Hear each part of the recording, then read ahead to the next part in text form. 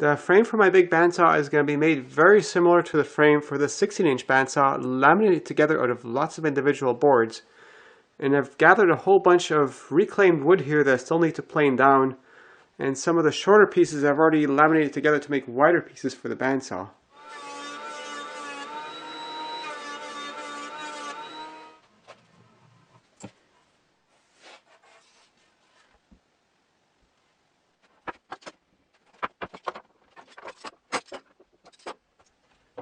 I'm putting a few clamps across the joint to force the boards into alignment.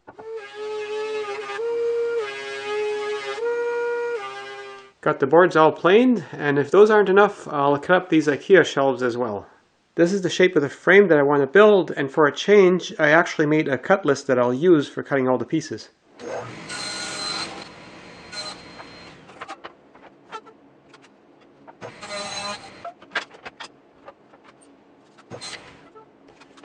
I spent a lot of time cutting and planing and cutting and planing.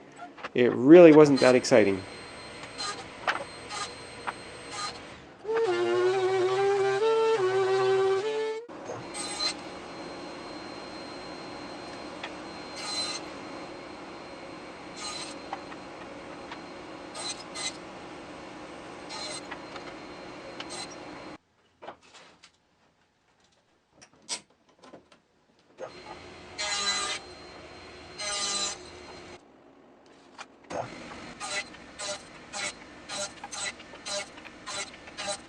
Got all the pieces cut. Now I just need to trim some of those to final width and plane them to final thickness.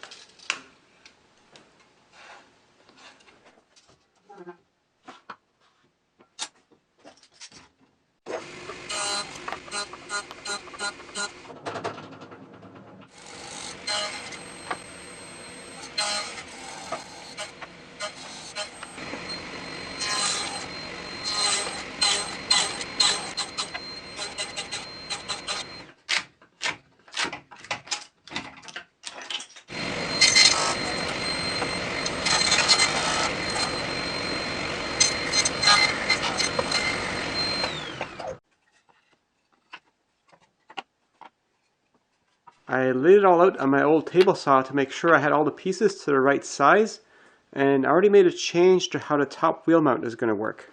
I'll show you on my other bandsaw. I have these two posts that stick out the top of the frame, and attached to that are two L brackets that allow the wheel mount to slide up and down in there.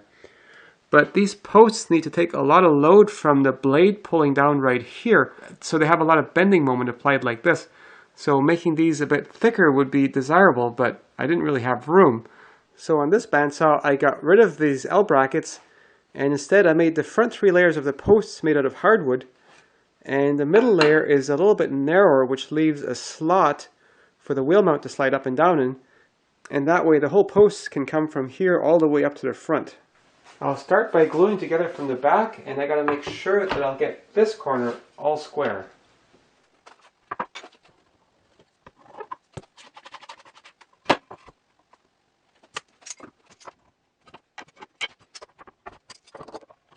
I also glued together the top corner, and now I'll let that dry before I glued this piece to this piece.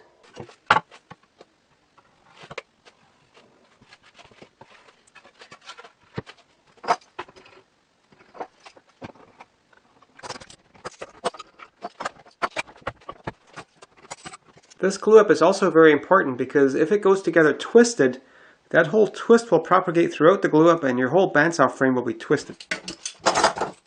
Now I'll need to glue the stuff that goes on the bottom here, and for that I'll just flip everything over so I have better access.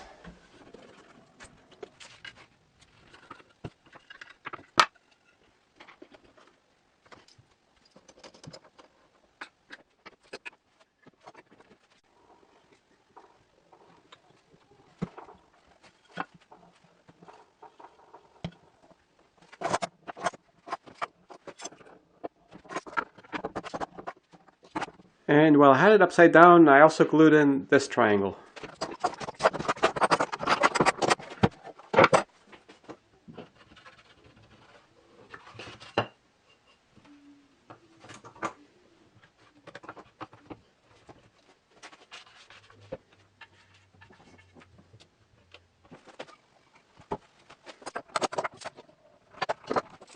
Alright, next layer glued up.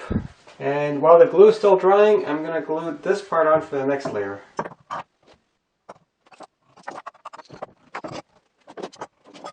I just waited 15 minutes, and this is the first part that I glued up this time, so I'll undo that and glue on the next layer here.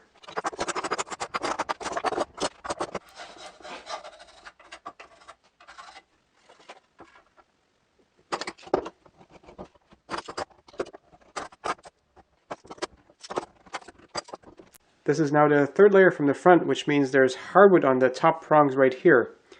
Unfortunately, with 3 layers glued up so far, I can no longer use these 2-inch C-clamps.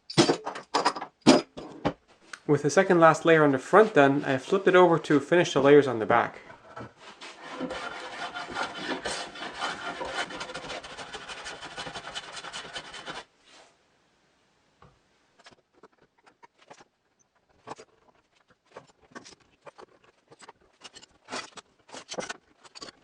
Last full layer on the back glued on.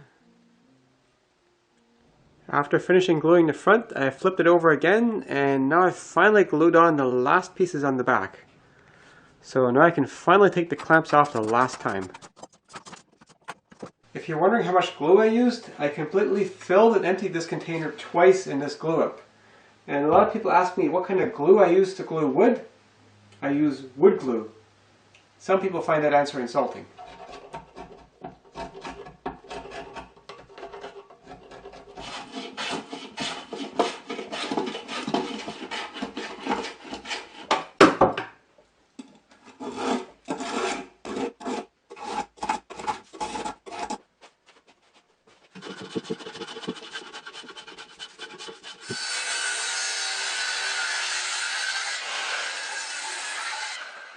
Now I could finish this cut by hand, but I'd rather use a bandsaw.